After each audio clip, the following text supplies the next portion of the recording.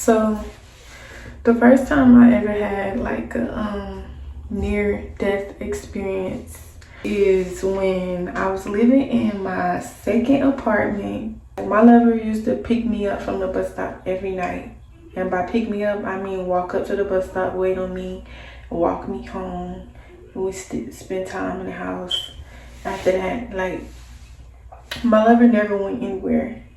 I would go out places more than my lover would. It was a point in time where my lover made some friends in like the neighborhood, in the area.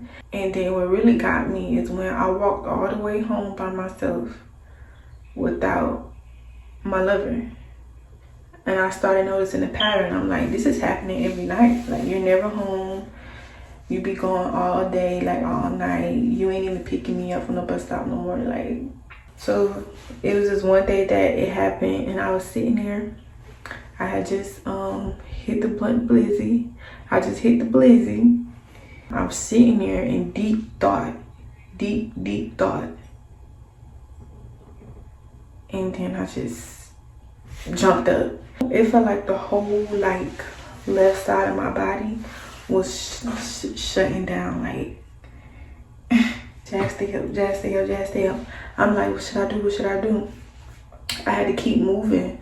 Like, that was the only way I felt like I could stay alive, is if I kept moving. So I kept moving, and I kept walking around in circles in my living room. My living room was empty, so it was a lot of room, and I was just walking in circles around the living room. And then I'm like, should I call the ambulance?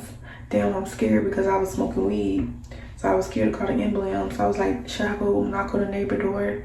Like, should I go knock on their door? But I was like, damn, I don't want to cause a scene. So then I started calling my lover at the time. They not answering. I'm calling, they not answering. I'm calling, they not answering. Now looking back, they was probably cheating on me. I think it was an anxiety attack, and I think what triggered me was me being in deep thought, and I was really thinking about all those things, and it just sunk me into like, felt like I was dying, literally felt like I was dying. I'm not playing. I was about to call the ambulance. I was about to go knock on the neighbor's door, baby.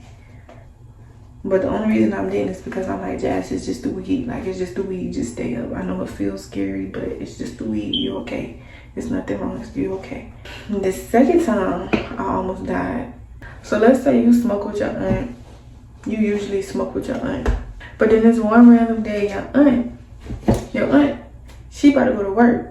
And she like, hey, I left you this blunt. Like, the rest of this blunt, you can have it. And you like, what? You ain't never did that before. Like, that's kind of weird, but it's also nice. But you're usually not nice like this, so it's suspicious. But fuck it, I don't know. So you're like, oh, okay. Thank you, auntie. Like, that's so nice of you. Like, what? Really? Yeah, auntie like, yeah, it's for you. You can have the rest of it. They leave. Mom, your auntie is basically a weed fiend. So it's very, very strange that your auntie is just leaving you this blunt. But you ain't really too much thinking nothing of it, because it's like, okay, whatever. Maybe they just being nice. Maybe I really did something and she's feeling nice. You smoke it. As soon as you smoke it, your head, it's like all the smoke just went straight to your brain, straight to your head. And you feeling like, oh my God, like, what the fuck? Like, my head, like, oh my gosh, it just hurts. Like, what the fuck? Like, this how you feeling, right? You start sweating. You can't breathe. You feel like you gotta throw up maybe, or you gotta poop, something.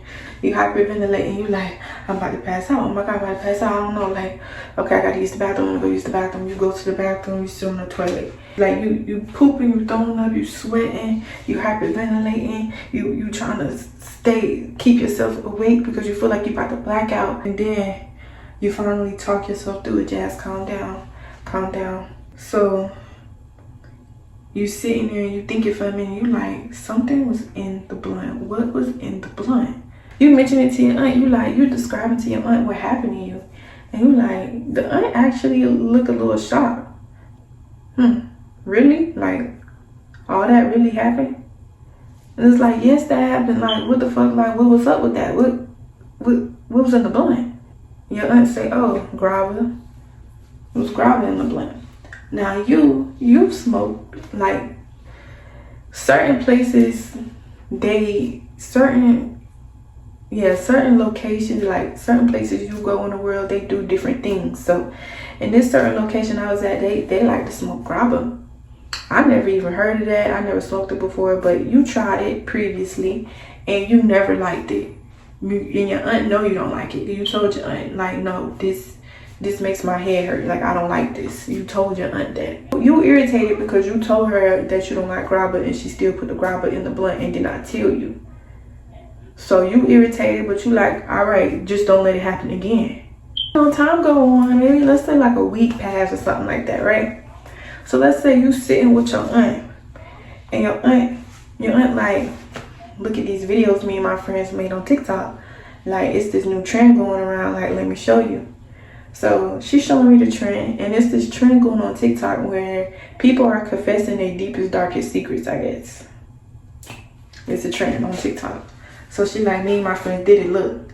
So I'm looking, and her friends, they go, I see them going, they confessing these deep, dark secrets, right? And I think the secrets are pretty, like, dark. But here come the darkest secret of all, right? Your aunt walk in the camera. She like, I put cat litter in my niece's blunt. And you sit back and you like, matter of fact, you don't even sit back. As soon as you see it, you like, you put cat litter in my blunt. That's what happened to me. That's why I felt like that. When I told you I felt like that, like, that's what you did. Like, that's what was in the blunt. You put cat litter in the blunt. She like, no, I didn't. What you talking about? This not about you. This about my step-niece on the other side of my family. You just had crazy ass symptoms you never felt before the week before. And you look to the left in the corner of the room, and lo and behold, it's a litter box. Because your aunt has a cat.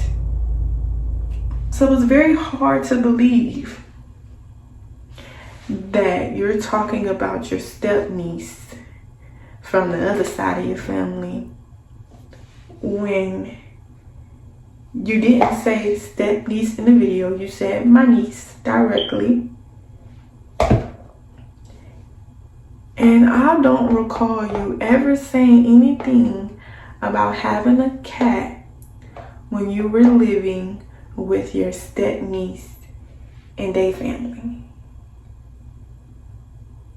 But you have a cat right now, and the litter box is right there, and I just felt what I felt the other week. Like, you think I'm dumb? You take me for some kind of fool? You think I'm stupid?